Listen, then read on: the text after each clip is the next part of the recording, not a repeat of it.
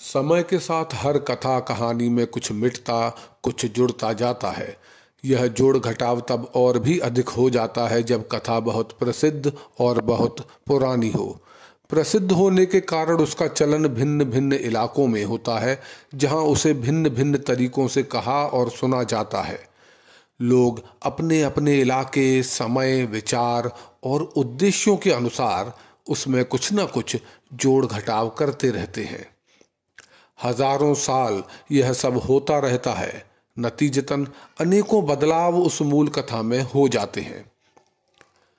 बाद के दौर के लोगों के लिए उसमें यह ढूंढना भी मुश्किल हो जाता है कि क्या वास्तविकता है और क्या मिलावट है। ऐसा ही कुछ राम कथा के साथ हुआ। आज मौजूद सैकड़ों राम कथाएं इसी का प्रमाण हैं। अधिकतर लोगों ने रामायण पढ़ी नहीं है। उन्होंने राम कथा को जाना है कथावाचकों से, घर के बड़े बुजुर्गों से, फिल्मों और सीरियल्स से, सोशल मीडिया से, और जो उनकी समझ थी, जो उनके समझाने का तरीका था, बस उसी को उन लोगों ने राम कथा मान लिया है। जब इन माध्यमों से राम कथा को जानते हैं तो ऐसे कई प्रसंग जो बस किसी इलाके की कही सुनी बातों का हिस्सा थे या बहुत बाद में रची किसी राम कथा का हिस्सा थे, उन्हें भी लोग वाल्मीकि रामायण का हिस्सा मानने की भूल कर बैठते हैं। उदाहरण से समझिए, लक्ष्मण जी द्वारा खींची गई लक्ष्मण रेखा को अधिकतर लोग रामायण की ही घटना मानते हैं, जबकि ऐसी किसी रेखा का कोई भी जिक्र वाल्मीकि जी की रामायण में नहीं मिलता। ना ही तुलसीदास जी की रामचरितमानस में सीता हरण के प्रसंग से पूर्व इसका कोई वर्णन है। इनमें लक्ष्मण जी बस वन के देवी देवताओं से सीता जी की रक्षा की प्रार्थना करके राम जी की खोज में निकल गए थे, कोई रेखा बनाकर नहीं गए थे। तो यह तो आज के समय का उदाहरण हुआ। पुराने समय में ऐसी बहुत सी कहानियां राम कथा से जुड़ती गईं। नतीजतन आज हमारे सामने भिन्न भिन्न प्रसंग लिए अनेकों राम कथाएं मौजूद हैं। सबकी भिन्नताओं की चर्चा करना संभव नहीं है, इसीलिए हम दो सबसे प्रमुख और प्रसिद्ध राम कथाओं से इस बात को समझेंगे।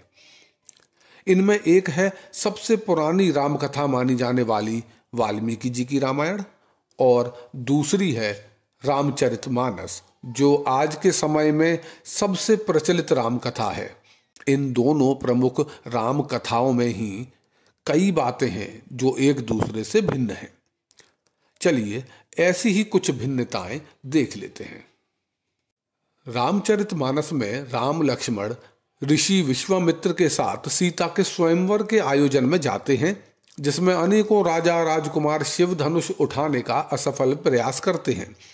जनक निराश होते हैं। अंततः श्री राम उसे उठाते हैं, भंग करते हैं और सियापति होते हैं। किंतु वाल्मीकि रामायण में ऐसा नहीं है। राम लक्ष्मण किसी स्वयंवर में नहीं गए हैं। वे तो ऋषि विश्वामित्र के साथ राजा जनक के यज्ञ में पहुंचते हैं, जहां राजा जनक राम लक्ष्मण को वो दिव्य धनुष दिखाते हैं जिस पर प्रत्यंचा चढ़ाने वाले से उन्होंने अपनी पुत्री सीता के विवाह का प्रण कर रखा था। किंतु अब उन्हें लगने लगा था कि सीता शायद अविवाहित ही रह जाएंगी। क्यों? क्योंकि कोई उस दिव्य धनुष को उठा तक न सका था। पूर्व काल में अनेकों राजा राजकुमारों ने सीता से विवाह के लिए ऐसा करने का प्रयास किया, किंतु कोई उसे अपने स्थान से डिगा तक न सका। उठाना और प्रत्यंचा चढ़ाना तो बहुत दूर की बात। लेकिन ध्यान दीजिए, यह सब पूर्व काल में हुआ, उस समय नहीं जब राम वहां पर हैं।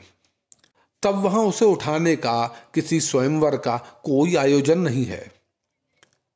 हाँ, इसके बाद श्री राम अनुमति लेकर उस धनुष को उठाते हैं और जब उस पर प्रत्यंचा चढ़ाकर खींचते हैं तो वह शिव धनुष तीव्र ध्वनि के साथ टूट जाता है, जिसके बाद सिया राम का विवाह हो जाता है। तो वाल्मीकि रामायण के अंदर यह वृतांत इस तरह से है।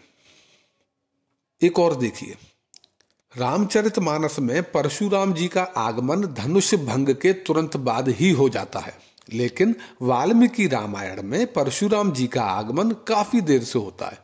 सिया राम के विवाह के बाद होता है। बारात की घर वापसी की राह में होता है। यहीं इससे आगे भी एक और देखिए, रामचरितमानस में धनुष भंग के बाद क्रोधित परशुराम जी का लक्ष्मण जी से भारी वाद विवाद दिखाया गया है।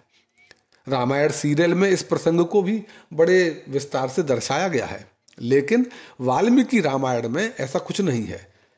यहां परशुराम जी का लक्ष्मण से जरा भी वाद विवाद नहीं होता, वे बस राम से ही बात करते हैं। और इसी में एक और भिन्नता भी देखिए, रामचरितमानस में राम परशुराम विवाद के दौरान जनक उपस्थित हैं, तब दशरथ नहीं है, वे अयोध्या में हैं। किंतु वाल्मीकि रामायण में इस विवाद के समय दशरथ मौजूद हैं, जनक नहीं। तो यह तो चंद उदाहरण हैं, ऐसी अनेकों भिन्नताएं इन दोनों प्रमुख राम कथाओं में ही मौजूद हैं। वहीं अगर अन्य राम कथाओं की बात करें तो और भी बड़ी बड़ी भिन्नताएं हमें मिल जाती हैं। तो जब भारत में ही राम कथाओं में इतनी भिन्नता मिल जाती है, तो अन्य देशों में प्रचलित राम कथाओं में तो भिन्नता होना कोई आश्चर्य का विषय नहीं होना चाहिए। तो आइए जरा इनकी भिन्नता के बारे में भी थोड़ा संक्षेप में जान लेते हैं। इसे समझने के लिए हम सीता जी के जन्म, उनके विवाह और उनके हरण की कथाओं को देखेंगे और उनमें आपसी भिन्नता को जानेंगे। तो सबसे पहले सीता जी के जन्म के विषय में देखते हैं। वाल्मीकि रामायण में राजा जनक हल चला रहे थे। उस समय उन्हें भूमि से एक कन्या मिलती है। हल से बनी रेखा द्वारा मिलने के कारण वे उसका नाम सीता रख देते हैं और उसका पुत्री के समान पालन करते हैं। कंबोडिया की रामायण के अनुसार राजा जनक जब यज्ञ करने के लिए हल चला रहे थे, उसी समय उन्होंने सीता को एक बेड़े पर देखा और उसे प्राप्त कर पुत्रीवत पालन पोषण किया। लेकिन बर्मा की रामकथा रामवत्थु में लंका का राजा दशग्रीव कैलाश पर्वत पर एक गंधर्व अप्सरा के साथ दुर्व्यवहार करता है। गंधर्वी उसे श्राप देकर यज्ञाग्नि में प्रवेश कर जाती है। बाद में वह रावण से बदला लेने के लिए पृथ्वी पर अवतरित होती है। दशग्रीव उसे लोहे के बक्से में बंद कर समुद्र में डुबा देता है, किंतु वह बक्सा मिथिला पहुंच जाता है, जहां मिथिला नरेश उसका पुत्रीवत पालन करते हैं और उसका नाम सीता रखते हैं। अच्छा, मलेशिया में क्या है? वहां पर भी थोड़ी लगभग ऐसी है।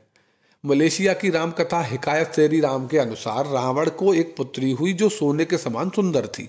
रावण के भाई ने उसकी कुंडली देखकर भविष्यवाणी की कि इस कन्या का पति उसके पिता का वध करेगा। यह जानकर रावण ने उसे लोहे के बक्से में बंद करके समुद्र में फेंकवा दिया। लोहे का बक्सा बहकर द्वारावती चला गया, जहां वो महर्षि कली को मिला। उन्होंने उस कन्या का पुत्री के समान पालन पोषण किया और उसका नाम सीता देवी रखा। खोतानी रामायण में क्या है? उसके अनुसार सीता जन्म की कहानी लगभग ऐसी ही है।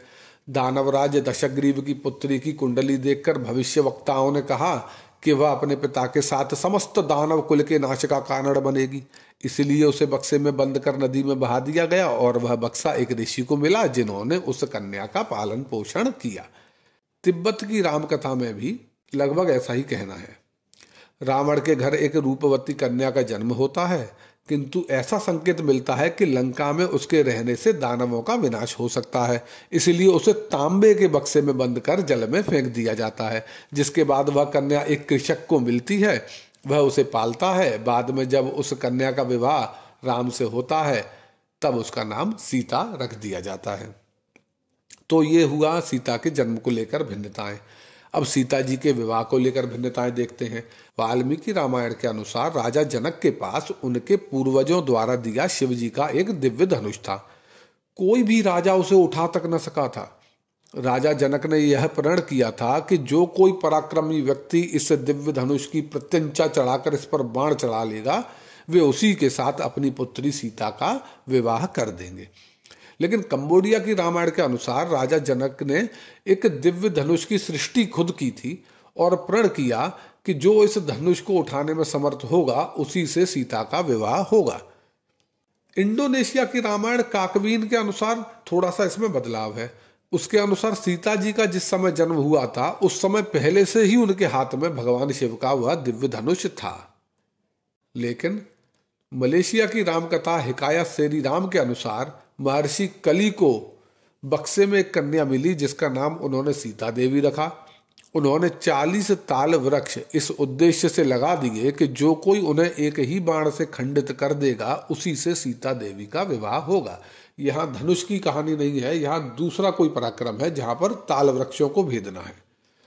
तो ये भिन्नताएं हैं सीता जी के विवाह की शर्त को लेकर। अब हम सीता हरण के भिन्नताओं को देखते हैं। वाल्मीकि रामायण में सीता जी के हरण के लिए मारीच सोने का मृग बनता है, किंतु तिब्बत की रामकथा में दशग्रीव की बहन माया मृग बनती है।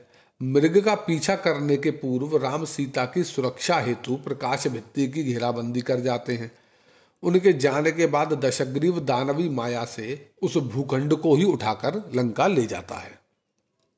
बर्मा की रामकथा रामवत्तु में भी रावण की बहन ही मृग बनती है। इसमें शूर्पणखा का नाम गांबी है। इसमें सरु यानी कि खर और तुशीन यानी कि दूषण उसके पुत्र बताए गए हैं, ना कि भाई, और इनका वध राम कर देते हैं। जिसके बाद जो शूर्पणखा या गांबी है वो दशग्रीव को अपनी व्यथा सुनाती है और फिर वह स्वयं माया मृग का रूप धारण करती है और दशग्रीव सीता का अपहरण कर लेता है। अच्छा, लाओस की जो राम कथा है फ्रलक फ्रलाम यानी कि राम जातक, उसमें सीता जी का अपहरण विवाह के बाद रास्ते में ही हो जाता है। इसमें अपहरण के संदर्भ में स्वर्ण मृग का तो प्रसंग है, लेकिन शूर्पणखा की यहां पर कोई चर्चा नहीं हुई है।